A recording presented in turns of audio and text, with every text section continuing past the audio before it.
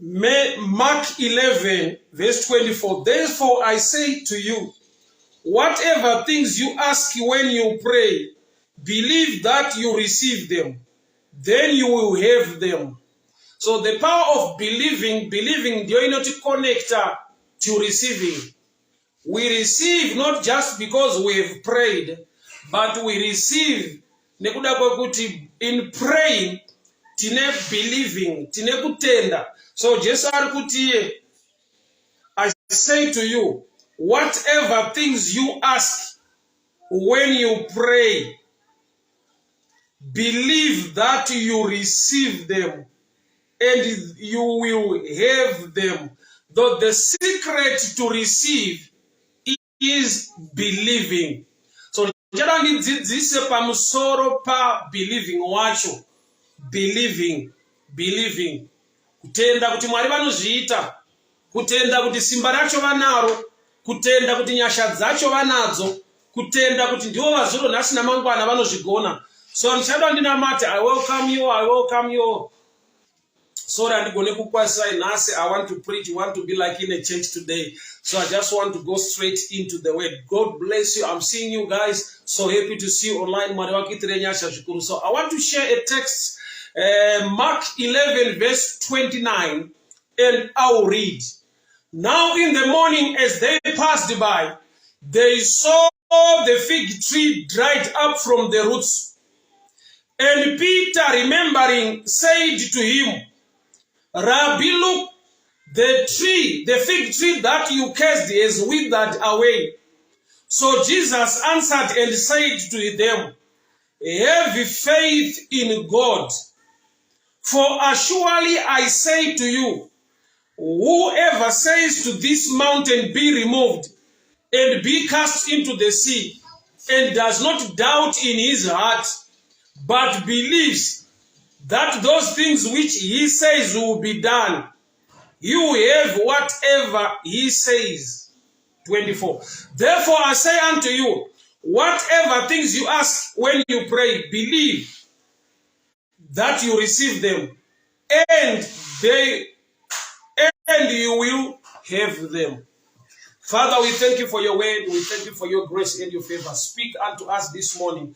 Instruct us, correct us, empower us for the glory of your name. In Jesus' mighty name I pray. Amen and amen. So kune muti wakatukwa. Vadzidzi mangwana ni Bible in the morning as they passed by. Without bate izgire kuti morning kana kuti mangwanani. Bible rinoti kuchema kungauya usiku asimufaro unouya mangwanani. So izgiri noti mangwanani rine zvarinoreva. Mangwanani anotaura the time of light kana kuti the time of revelation. Nguva yechiedza kana kuti nguva yechizaruko. Nokuti shoko parinoti kuchema kungauya usiku resembles zvinongova mucherechedzo wenguva yekusaziva, the time of ignorance. Ndo iniri resembled ne darkness. Light inomiririra the time of knowledge, the time of understanding, or the time of revelation. So Bible rinoti mangwanani vakupfuura ndepo. Peter akati, Rabbi, mudzidzisi, tarisai, muti wamakatuka uye waoma, kana kuti wakaoma from the roots. Ndatubate izgire zvakare rinoti from the roots. From the roots. So izratatanga kubata in morning as they passed by in the morning. So morning, which is the time of revelation, the time of light, or the time of understanding. Dogva ati mutu wa makatuka waoma from the roots. Kureva kuti pamakataura mazwi kune zvakatanga kuitika in the realm of the unseen. Shoko ra Mwari parinotaurwa rinotanga kuadresa the unseen part of every matter. Shoko ra Mwari parinotaurwa, saka uchiona kuti vanhu vasina understanding, vasina faith muna Mwari, shoko ra Mwari parinotaurwa vanoritora nje, vanoritora sedambe, nekuda kwekuti by sight vane zvavanoanalyza nekutarisa woona kuti hapana zvaitika, hapana chachinja, angotaura, angowesta time. Samuchinzwa vazhinji vachiti havafundisi motivational speaker. Inhau yekuti they don't understand the spirit word, depth rayo, kuti rinotanga kuadresa which part, which area. Bible rangu rinoti we don't walk by sight, we walk by faith. Hatifambe nekuona asi tinofamba nekutenda. But zvokwadi yakavanzika apa ndeyekuti muti wakatukwa naJesu nezuro wacho, vadzidzi vakapfuura naJesu vakaenda kwavaienda. Zvakureva kuti ipapo havana chavakaona chavaigona kuti Ishe tarisai muti wamuri kutuka, kana kuti muchangobva mukutuka honai zvauri kuita. There was no sign the previous day. Handiziva ndiri kushumira mangwanani ano, but pane nguva yekuti you are not seeing any sign. It takes me back panguva yekuti Elisha approachwa nemadzimambo, the book of 1 Kings chapter 1 verse 3. Madzimambo achitaura naye, Elisha ane paanotaura achiti, you neither see wind nor rain, but dig ditches, because the ditches will be full of water. Kureva kuti ari kuti pane imwe nguva yekuti Mwari vanoita chinhu, but unogona kushaya zviratidzo or signs yekuti there is something happening. But what you need to understand or to do is to have faith in Him, to believe and trust in His ability, His love, His power. So vachipfuura mangwanani tobvisa panoti mangwanani, toti vachipfuura panguva yekuziva, Peter ndokubva ataura achiti, Ishe, honai muti wamakatuka waoma kubva kumidzi. Maroots anongoresembla strength yemuti wese iri kumidzi. Maroots anenge the foundation of the building. Every issue in life ine a root. Nyaya yese muupenyu ine mudzi. Ukasagona kudhila nemudzi we-every nyaya, we-every case, unopedzisira uchingoti nyaya inoita sekunge yanaka yagadzirika, but within some months, within some time, nyaya yotanga kuita resurface again. Nokuti hauna kudhila nayo kubva kumudzi. And I'll give you an example. Pane nguva yekuti unoita dambudziko rezino richirwadza, woti aiwa ndisuda kuribvisa, ndisuda kuridzura, ndichatsvaka zvekuita, maybe kunwa mapain killer kana kutsvaga zvaunotsvaga kudhila nezino racho. But uchaona kuti pain inopera, inonyarara. But pane nguva yekuti kana yangu yekutonhora mangu chando zino riye rinosumuka zvakare. Chiri kuitika ndechekuti kana zino iri nedambudziko rariinayo, iwe hauna kuadresa dambudziko, wakadresa pain. Medically vane chinhu chavanoti symptoms, zviratidzo zvechirwere, symptoms of a disease. Munhu kana aine TB anogona kukosora. So munhu iyeyo akaenda kuchipatara akati ndine chikosoro, akapiwa mushonga wechikosoro, hongu chikosoro chinonyarara, chinodzikama. But after some time uchaona kuti achatanga futi kukosora zvakare. Nekuda kwekuti charapwa apa is symptom, is sign, but hapana kurapwa the real challenge, the disease. So every issue, every matter in life in a root. Munhu akasaziva the root of the challenge or of the problem yainayo, anoswera achifixa the outside, achitadza kudhila nechiri inside chinokonzera kuti zvinhu izvozvo zviitike. That's why Samson paakagerwa musoro naDelilah, apiwa instruction nevaFilistia kudhila naSamson, uchaona kuti Samson akagerwa musoro, bvudzi raioneka, asi havana kubvisa the potential inside the head yekuti rimwe bvudzi rimere. So tsika yebvudzi nderekuti wagera musoro ravazuda usisina chinhu, but panongopera kanguva bvudzi rinotanga kubuda zvakare. Kureva kuti vanhu vanogera zvinooneka, vanodhila ne-the sin part, but nekuda kwekuti havana power of the or ability yekudhila ne-the unseen, the hair will also or will grow again. I don't know whom I'm talking to. Pane zvakaitika muupenyu hwako, pane zvakabvutwa zvawakabirwa ukarwiswa. Ndega ndikuudze mudikani kuti nyasha dzaMwari dzaiva paupenyu hwako zvakaita kuti ugone kuwana zvinhu izvozvo. As long dzichiripo, ukama naMwari huchiripo, bvudzi iroro rinomera zvakare. What am I saying? Nyasha idzodzo kana dziri pamusoro peupenyu hwako, vanhu vakabata zvinooneka vakatora jaketi raJoseph, asi havana kutora chipo chakaiswa naMwari muna Joseph. Zvafanana nevanhu vaenda pamuti wemuzhanje vakakuma mazhanje ese vakatora.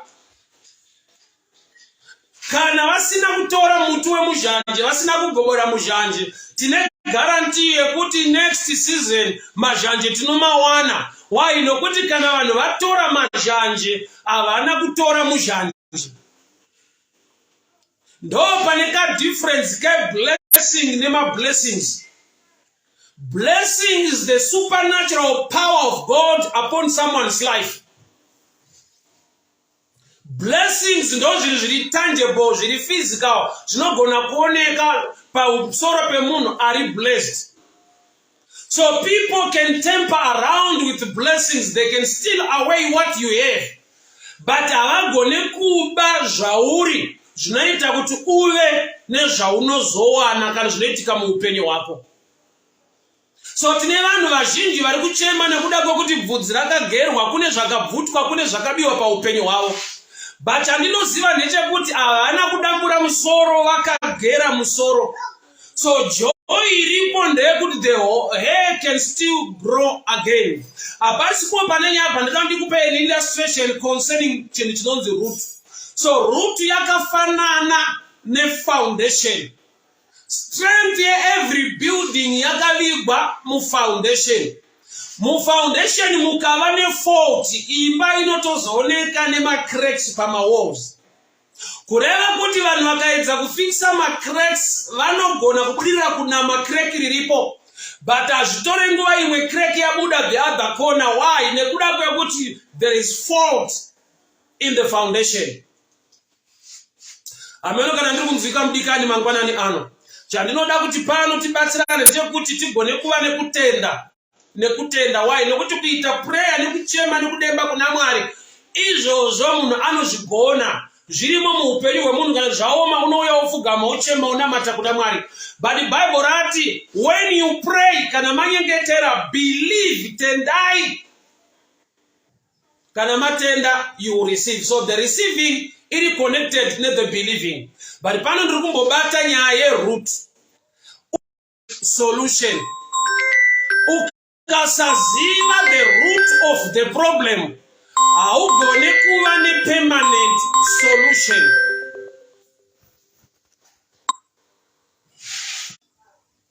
Okay, sorry. Network area right. I'm back now. So Peter arikuti ishe muti wamakatuka tarirai waoma kubva kumidzi. So izvire kuti look kana kuti tarisai, zvinotoreva kuti Jesu anga asina kuisa meso ikoko, asi waitoziva zvakaitika ikoko. Dambudziko revazhinji nderekusikera vakaisa meso pazvinhu, but vasiri kuisa meso muna Mwari anoita zvinhu. Izvire kuti ishe tarisai, look, rinoreva kuti Jesu anga asina kutarisa ikoko, asi anoziva zvakaitika ikoko, nokuti maari mune kutenda muna Baba kuti Baba vanoita zvinhu. Shoko rangu rinoti, looking unto Jesus, author and finisher of our faith. Kutarisa kuna Kristu Jesu, muvambi nemukwanisi wokutenda kwedu.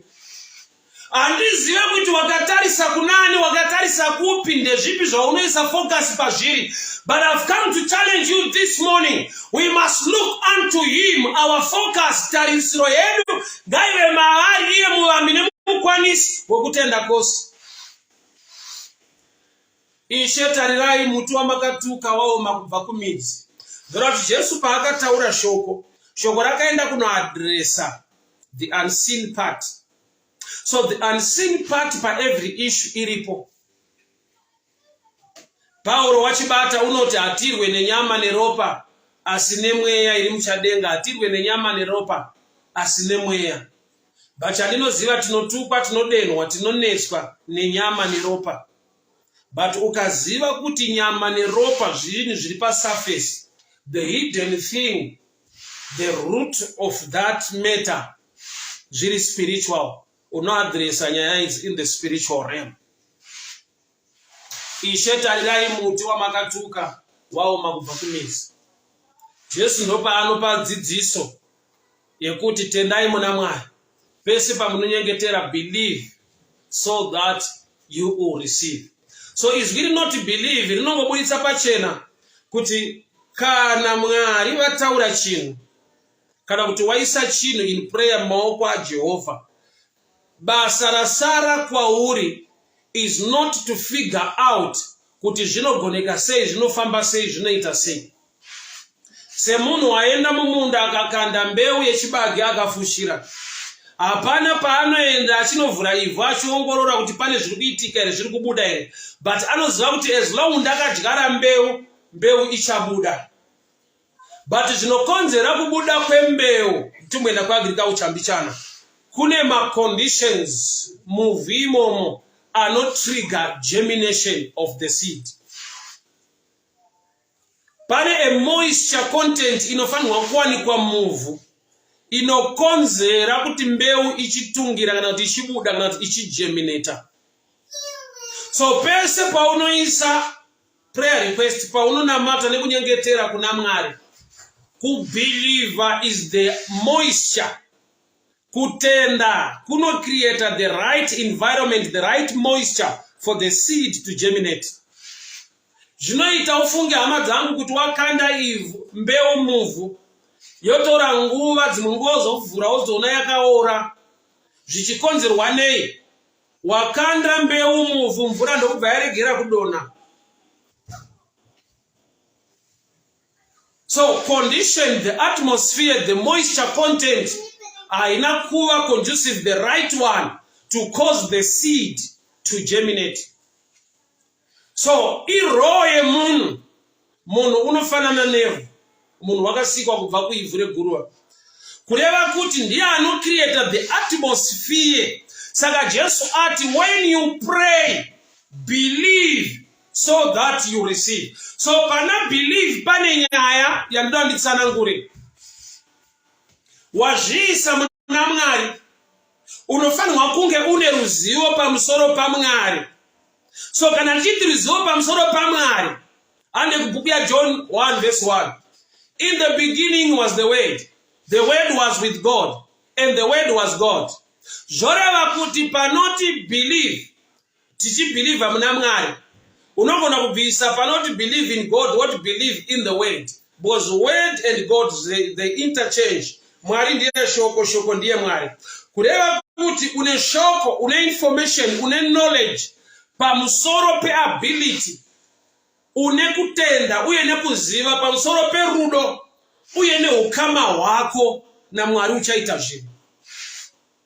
Ani unoziva kuti pane nguva yekuti munhu anoenda kune mumwe munhu aine chichemo, but Mwari ane kuziva kuti izvi hama yangu, izvi shamwari yangu anogona kundiitira. But pane nguva yaanoenda kumunhu achiti I'm just trying, I doubt kuti anogona kundiitira here, because hatinyatsointeracta zvakanaka kana kuti hatinyatsozivana.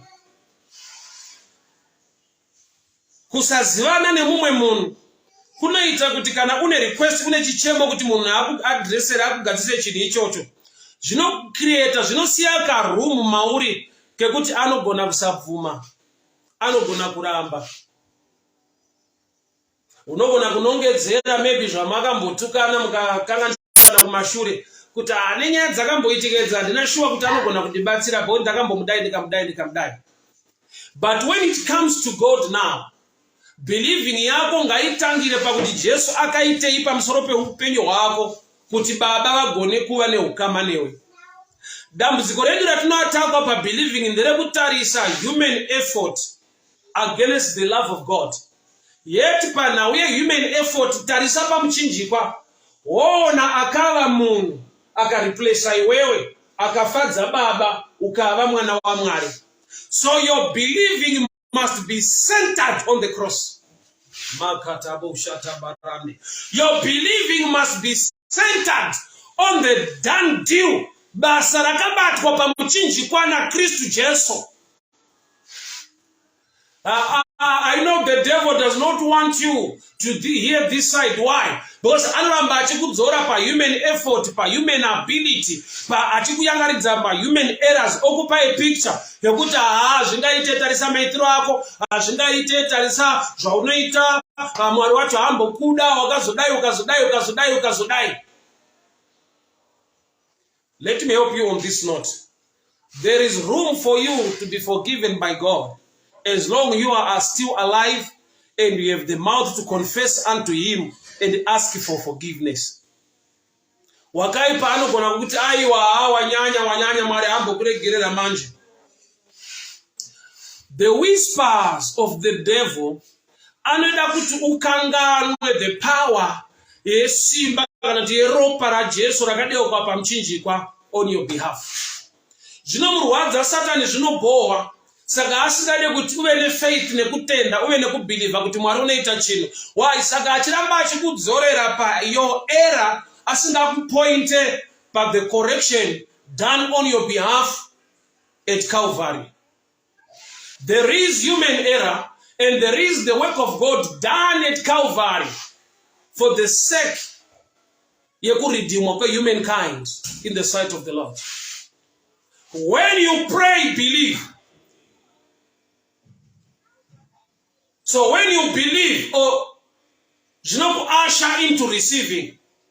So any blockage, anomisa ku receiver is not God. Anomisa munhu ku receiver is the devil. Achiwispa munhu, achuraya your believing level. Why? Because pakubelieve kuti Mwari anoita panopindira nyaya dzekuti angaitirewo inini here nezvandiri angandiitirewo here Mwari pane zvandakumbira izvi, ko pane zvandakamboita zviye Mwari anofungei kana ndaakuda izvi. I remember 2014 pandakaenda kuVID ndichida kutora license. So instructor wangu anga akanditaurira kuti paunoda kurivhesa uchipinda madrums, ukazviona kuti kurivhesa kwawaita haugoni kunyatsopinda, une allowance, unotenderwa kusumudza ruoko, oti can I start again?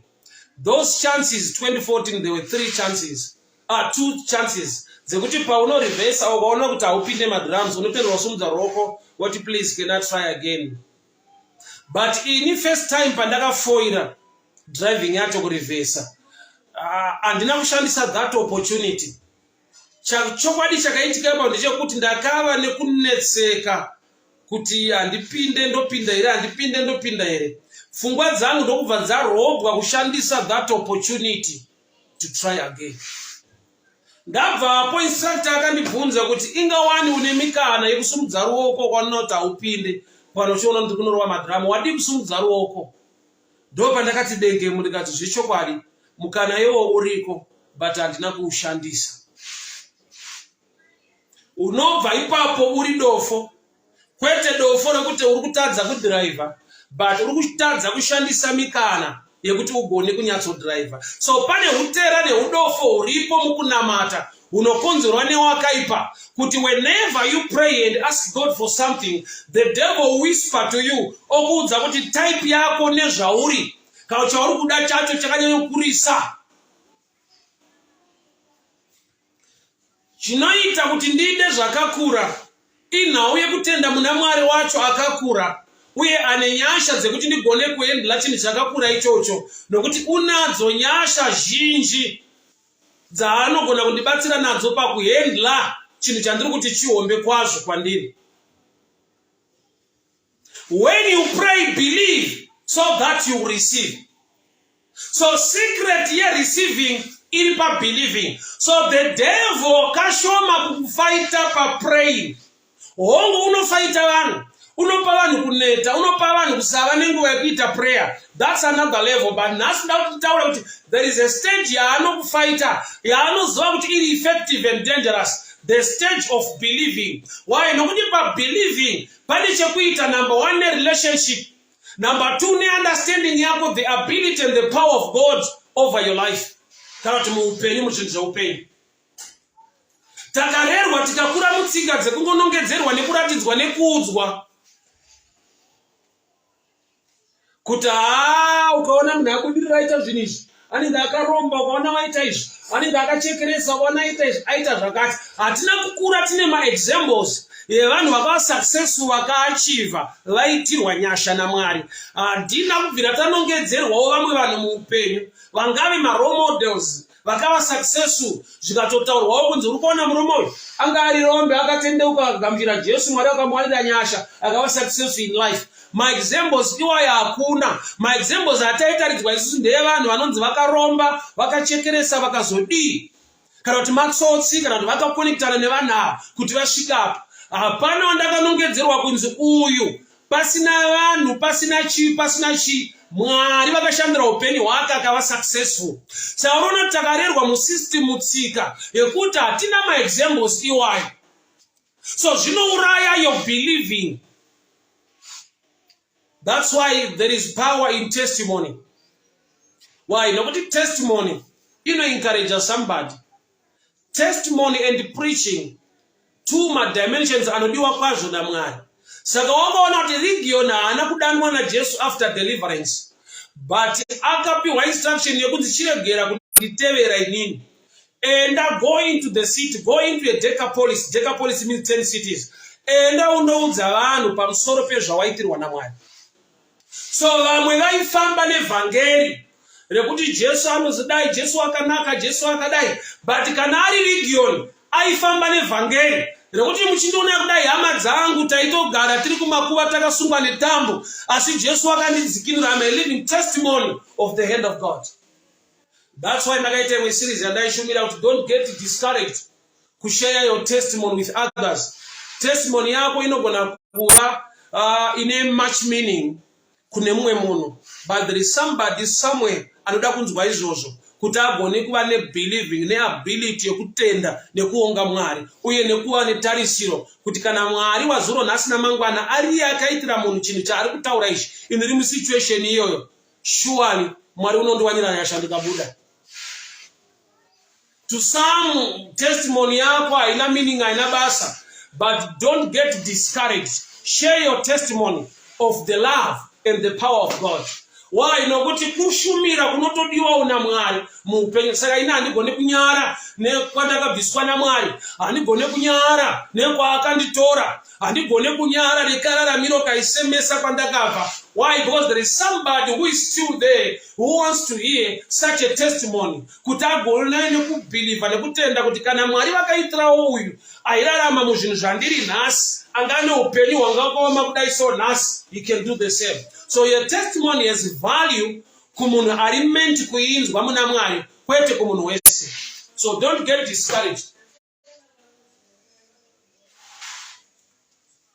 So region ministry, ushumiri hwaari kundoita, ushumiri hwaregion ndewe kungotaura bedzi kuti ndaibogara kumakuva mukaona ndamutauni kudai so ndi Jesu. Sesu vamwe takabva nekumapurazi nekumamaini.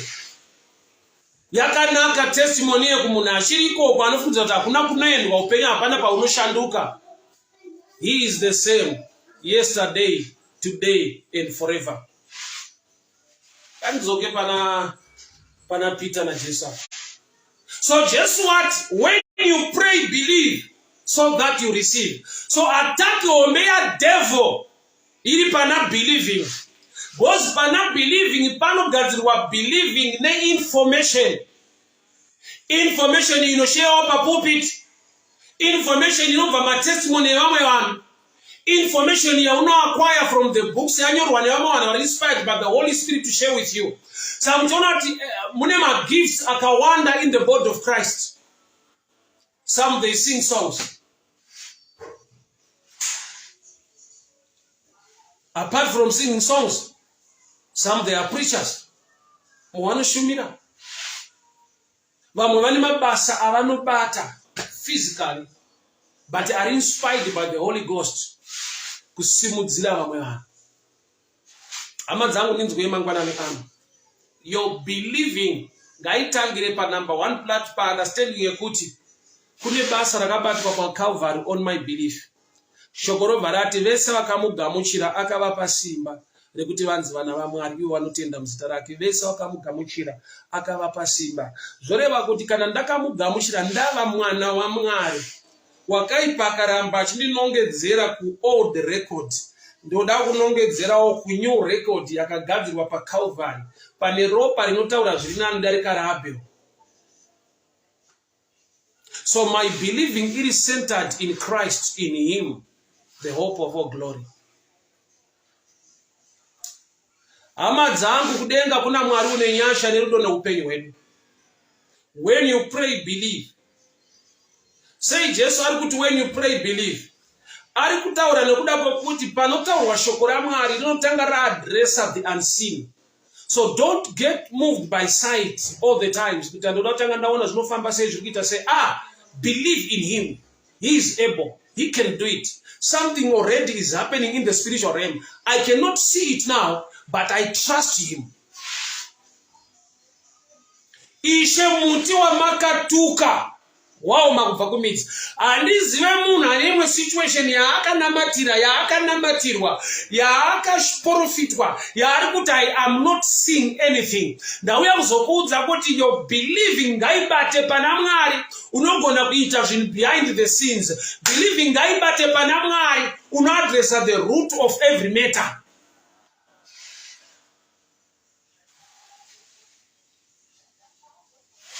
So kana muti wakaoma kubva kumidzi. There was a process yakatangira from the unseen realm ichienda to the seen realm. Shoko parakataurwa rakaenda kundobata zvinhu zvakavigwa muvhu. Rinonoadresa zvakavigika zvisingaoneke. Mashizha kumusoro kunoko ari green. Pasa pakuoma kwatotanga. So there are times that the symptoms can still be there, but the healing had already started. I'll give you an example. You know what about Sira? Mono ari kudiridza mugarden aine hose pipe. Poenda mono kutape ondovhara tape.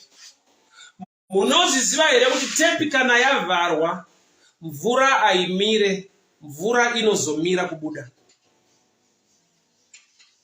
Kana usina kupanzwa mushe nekupe imwe example. Ndakaenda pataigara kuwadzana kudhuze nekulake Chiveru. So ndakaenda pedyo nekulake kunaona kutengesa fish. Ndakasvika munhu aine fish mudishi rake.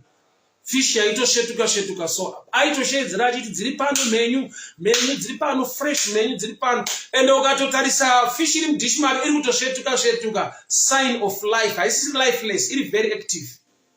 Kureva kuti yabviswa musystem yekurarama, but kakurarama kachirimo kari kupera bit by bit. Hove iyi haina kufa payabuda mumvura, yakazofa payakabuda mumvura. I'll put it this way. Hove haife nekuti yabuda mumvura, hove inozofa. Kufa kunobva kwava a process zvekuti unogona kusvika hove ichishetuka mudishi, iyo iri muprogramu yerufu but iri active. So uyu ari kutengesa achiti menyu anoziva kuti haaramba achiti menyu for an hour, statement rake richachinja, achangopedzera akuti hove. So Jesu paari kutaura pamuti, muti kana uchioma from the roots, which means the leaves remained green, but already the case was there for it to be dry. Ukaenda a little bit backward pastep panyaya iyi, uchaona kuti Jesu aenda achida maonde. Bible ndokubva rati asi yanga isiri nguva yemaonde. Zvoreva kuti Jesu haasi kuita chinhu nekuda kwekuti season yacho, but ari kuita chinhu achida kutiratidza as believers kuti the word of God can create a season. I love and respect show my statement evanhu ekuti God speaks the right word in the right season. Zviri correct ichokwadi.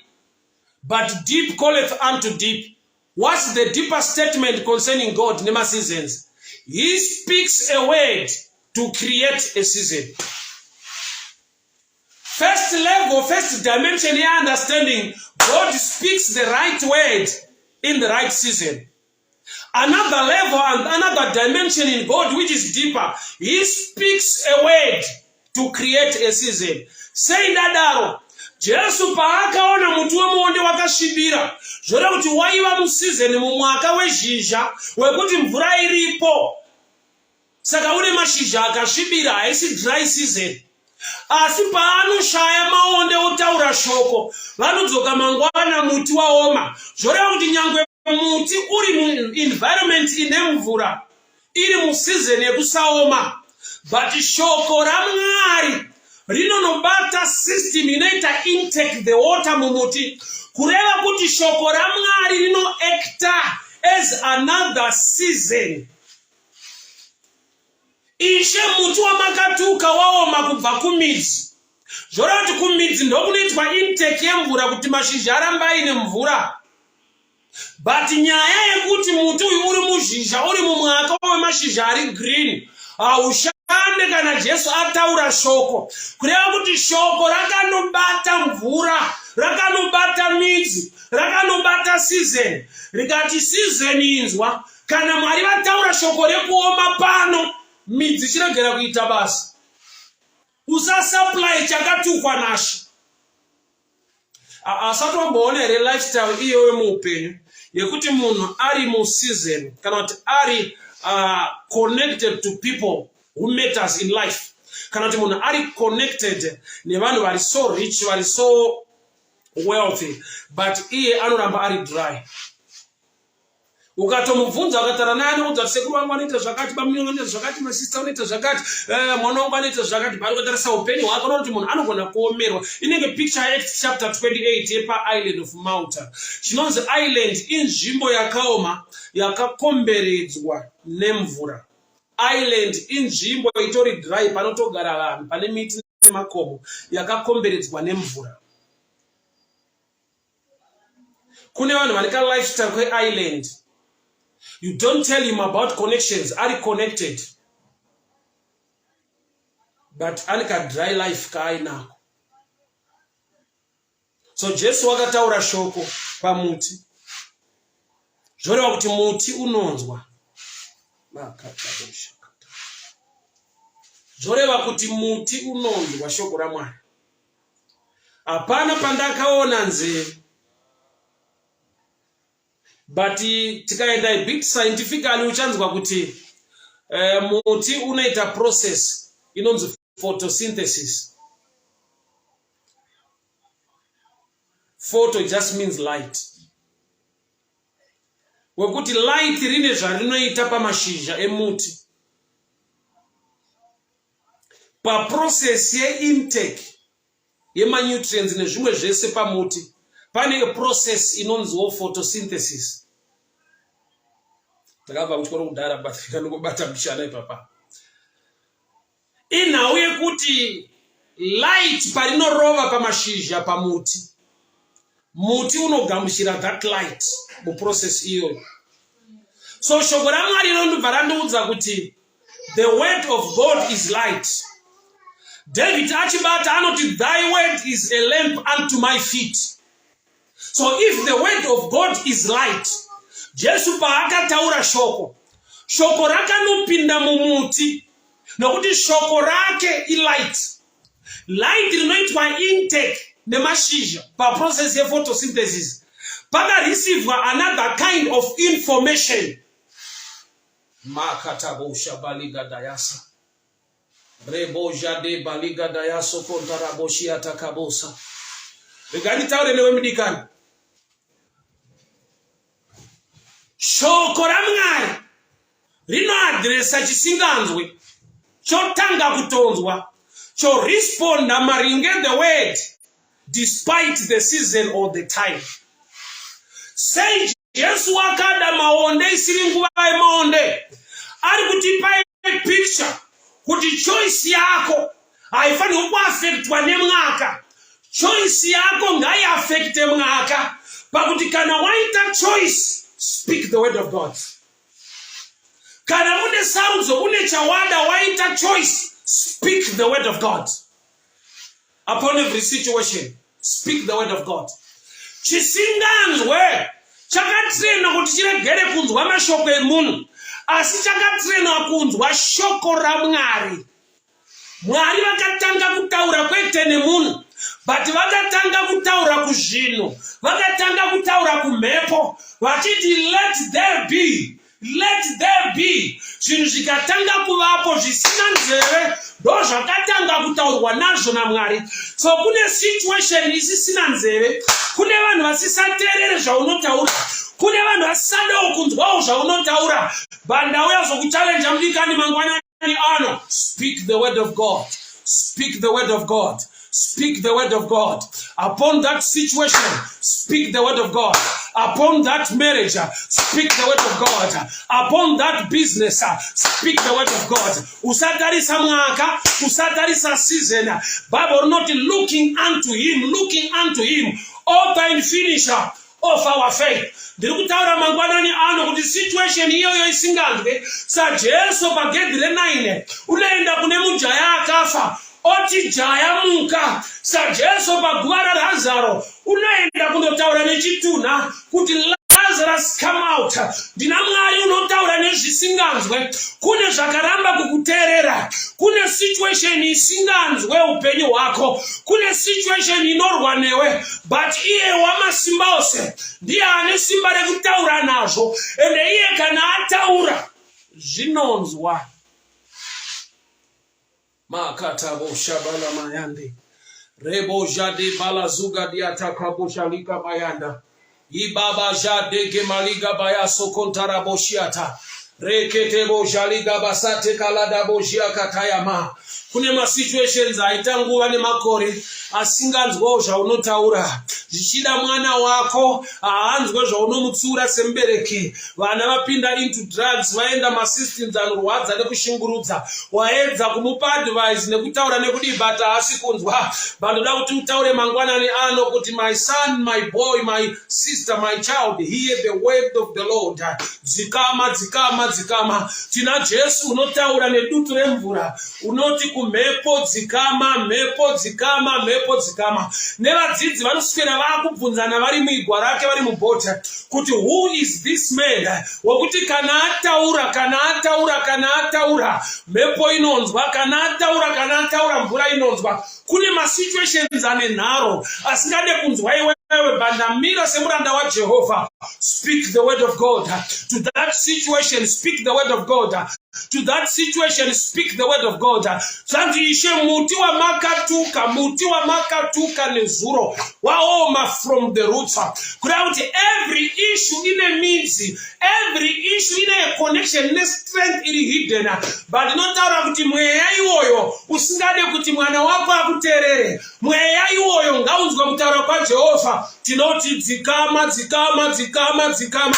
Nezita ra Jesu, nezita ra Jesu, nezita ra Jesu. So Jesu unoti pandada Peter ati Rabbi Luke mudzidzisi tarisai. Kuti Jesu angasinditarisai koko, he was already in agreement with the Father. He was already believing and trusting God. Zvekuti haasi kundotsvaka kuti zvakamira sei. Ndiani unonzi naJesu, Ishe tarisai muti uya wamakatuka waoma kubva kumidzi. So kune shoko raMwari rakataurwa muupenyu hwako. Mwari vakatoadresa situation yako. But izvezvi wakaipa unoita kuti uite uproot the seed or your faith in him. Ndati munhu akaisa mbeu muvhu uchitrusta kuti with this atmosphere kana kuti with this kind of moisture iri muground mbeu inobuda chete. So moisture inocreatwa newe upon the seed of your word muna Mwari by believing in him. By believing in him. By believing in him. Trusting in him. Trusting in him.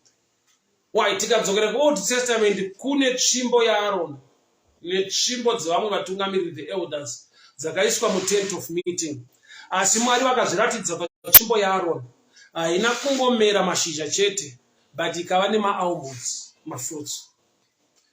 haisi nyaya yeseason, nokuti tsvimbo haisi museason. Tsvimbo haioperate nemaseasons. Tsvimbo, it's a dry stick. All cells are dry. It's a dead wood kana yatsvimbo. But tsvimbo yaAaron paakaiswa mutent of meeting in the presence of the Lord, yakaita maresults anogona kuitwa nemuti uri muright atmosphere kana kuti nemuti wakadyarwa mumunda unodiridzirwa. Pane nguva yekuti vanhu havachada kudiridzira upenyu hwako. Hakuna unoda kukufara, hakuna unokugamuchira, hakuna unoda kuasociata nevo vanhu vakutarisa kumberi kwavo hauna basa.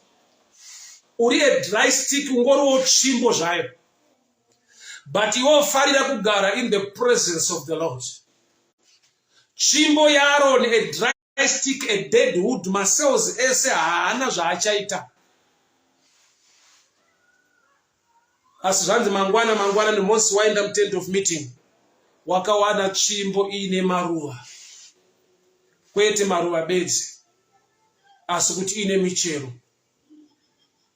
So Jesu paari kuenda panzvimbo iyi ane zvaari kutarisira kuwana. But muti uyu unoreacta maringe nekuda kweseason. Nokuti Bible rati it was not the time or the season for the figs. It was not the time or the season for the figs. Muti uyu ukautarisa kubva kubhuku yaGenesis, muti wakajaira kuti Adamu wekutanga paakaenda, nokuti Jesu is the last Adam. Adamu wekutanga paakaenda kumuti wemuonde akandowana mashizha ekuzvivhara, kunyara kuti akashama.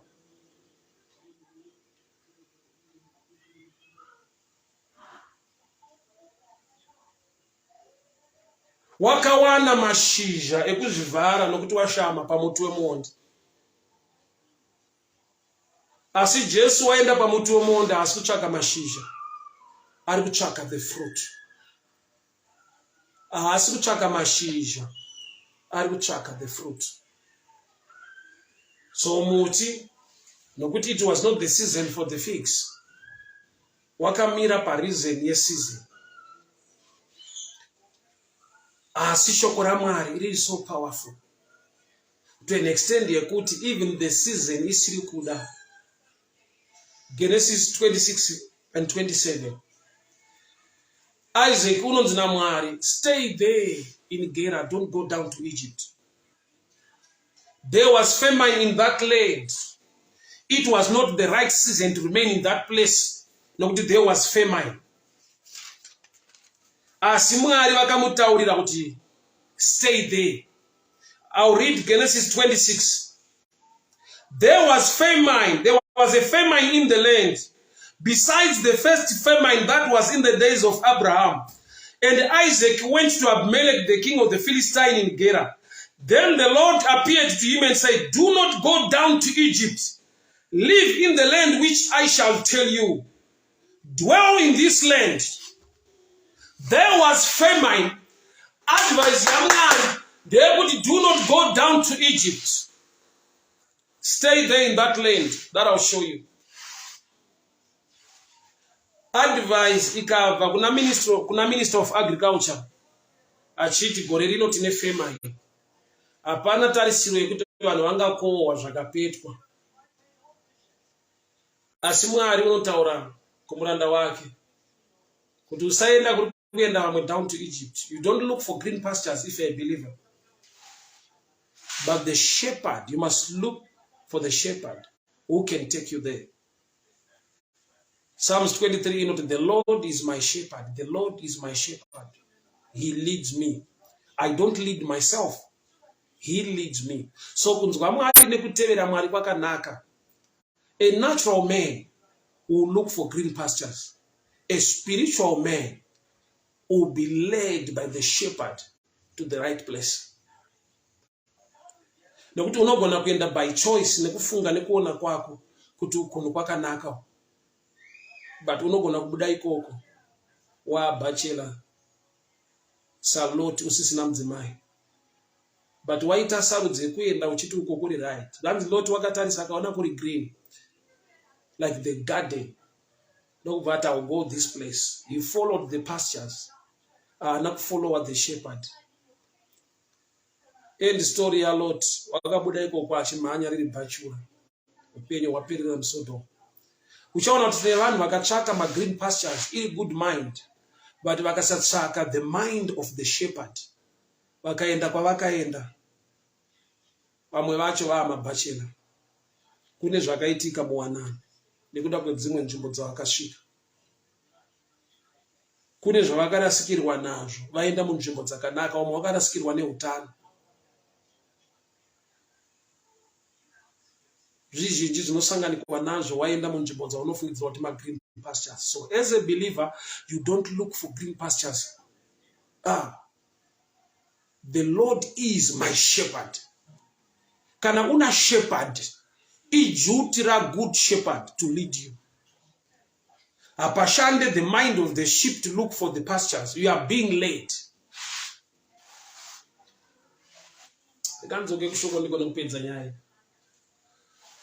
So mangwanani vakupfura nepo. Zanza akati ishe muti wamakatuka waoma kubva kubidzi. It is dried up from the roots. Shoko parakataurwa rakanoadresa the unseen. Saka Jesu achiti kana manamata mataura kuna Mwari wamusiri kuona wamunotenda. So chirambai mune kutenda than kuda kutsvaka masigns nezviratidzo zvinokupai kuzodhauta. You must not doubt. Kutenda kunouya pakuziva Mwari wacho, ability yake nesimba rake nerudo rwake. Apart from God's ability, simba rake, ndiMwari unogona zvese nekuita zvese. Chimwe chaunoisa ipapo, apart from his ability or power, is love. Rudo rwake ruri papi? For God so loved the world, he gave his only begotten son, anova Kristu Jesu. Kuti nanina anotenda maari ave neupenyu hwakanaka, upenyu husingaperi, eternal life, good life, Zoe, the God kind of life. So unoisa ability yake, oisa rudo rwake, oisa nhau dzepamuchinjikwa dzekukanganirwa kwako nekuregererwa kwako nekuva mwana wake. Zvitatu izvi zvinogadzira strength pakubhiliva kuti he can do it. He is so faithful. He is a loving father. So ukasava nekuziva basa rakabatikwa pamuchinjikwa on your behalf, ukasava nekuziva his ability or his power, Mwari haakundikane, Mwari haapererwe. Mwari ndiMwari wamasimba ose. Ndiye wazuro nasina mangwana, ndiye wakasika denga nenyika. Hakuna chingaramba kana kuresista the ability and the power of God. So when you know his ability, his power, and you know his love towards you, and you know basa rakabatikwa pamuchinjikwa on your behalf, you will believe and trust in him. Zvingaita sezvanonoka, zvingaita sezvisiri kuitika, asi Mwari unoita zvinhu. Ndine zvandasangana nazvo munguva yekuti unenge wakanganwa uchiti hazvingaitika, hazvingabude zvakanaka.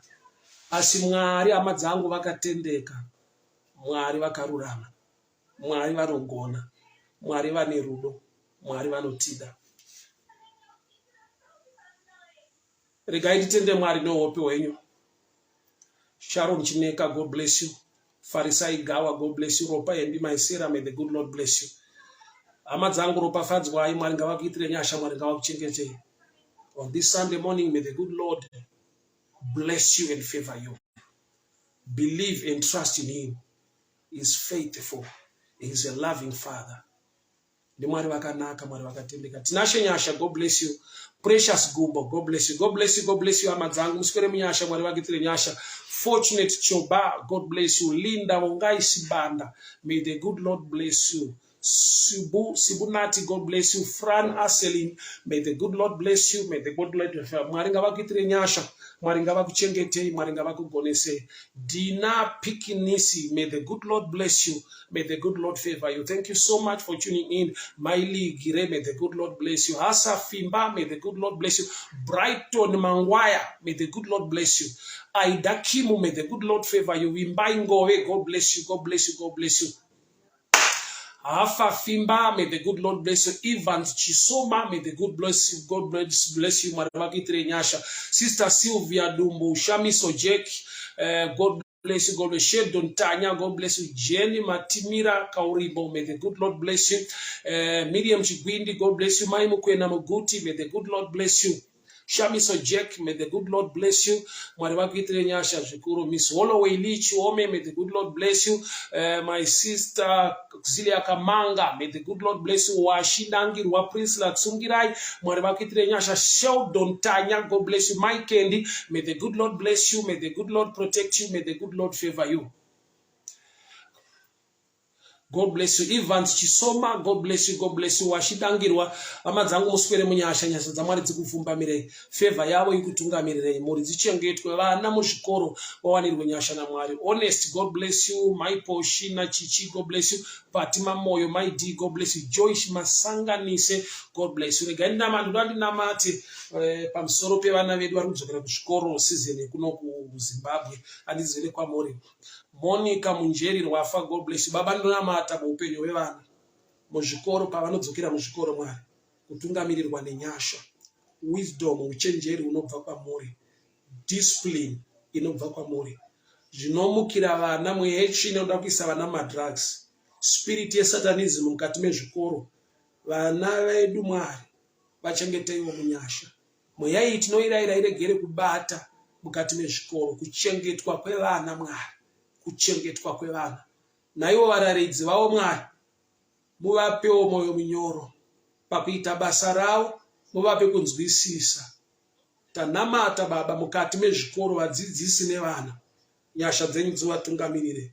Panovhurwa zvikoro Baba musizeni ino, vana ngavachengetwe nenyasha. Tavaisa kwamuri nokuti nemi munovada.